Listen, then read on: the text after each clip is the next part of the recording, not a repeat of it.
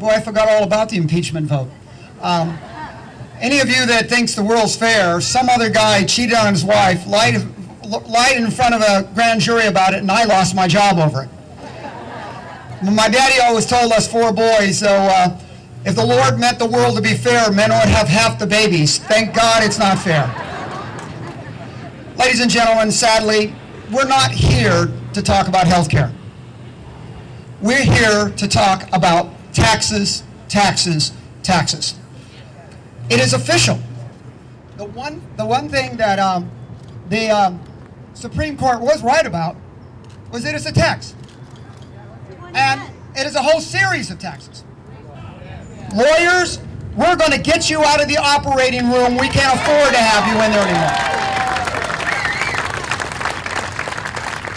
Like what Washington has produced and what is shoved through and trying to force it on America without even giving a chance for not just the Congress but the public to read a law before it's forced in. We should never hear the words again, "You'll know what's in it after it's passed." Should never hear that again.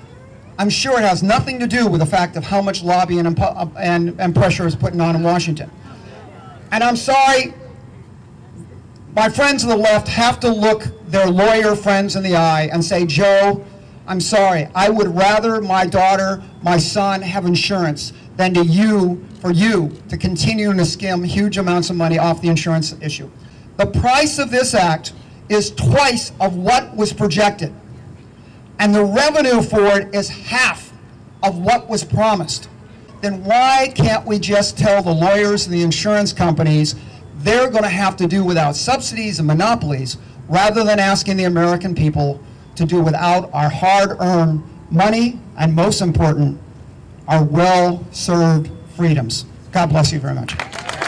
Question for you, patriots. How much federal control over your health care is acceptable to you? Oh, by the way, Justice Roberts did us this ginormous favor. No, thank you. You undermine my Constitution. You take away my children's future. That is not a favor, and this is not about parts. This is about our Constitution.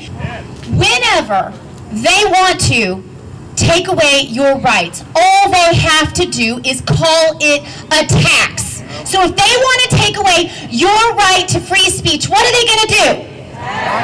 They're going to call it a tax. If they want to take away your right to the Second Amendment, what are they going to do? If they want to take away your right to stand here and assemble like you are today, what are they going to do? And if they want to take away my right to talk on a radio show, going to be on Kogo all week this week, hope you'll listen, to take away, thank you, to take away Rush Limbaugh's right, Glenn Beck, Roger Hitchcock, whoever, if they want to take away their right to be on radio, they want to take away the right for folks on Fox News to report the news in a more balanced way than some of the other networks do, what are they going to do? They're going to call it a tax. We're not stupid.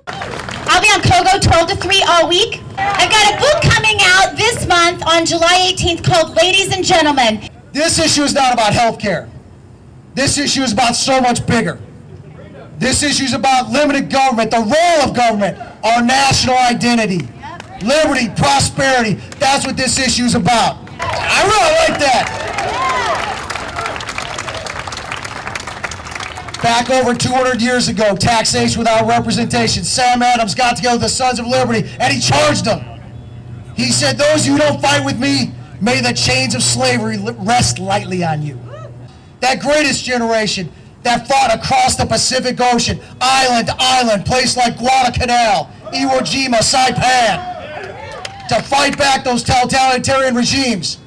Those other great Americans went to Europe. They helped our allies fight that Nazi bombardment. And then when it was time, they took the fight to them. They landed on D-Day and took the fight to Berlin. And they fought for liberty. Martin Luther King Jr. said that's not enough. We need to have liberty for all. One set of civil rights. Judge a man by the character of his content of his character, not the color of his skin.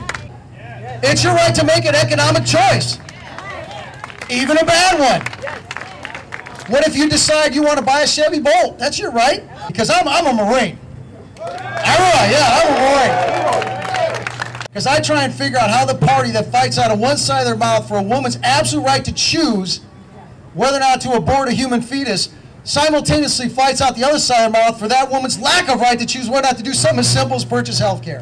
What is it at the end of the day? It's the biggest tax increase on the middle class in American history. That's what it is. Call it what it is. That's what it is.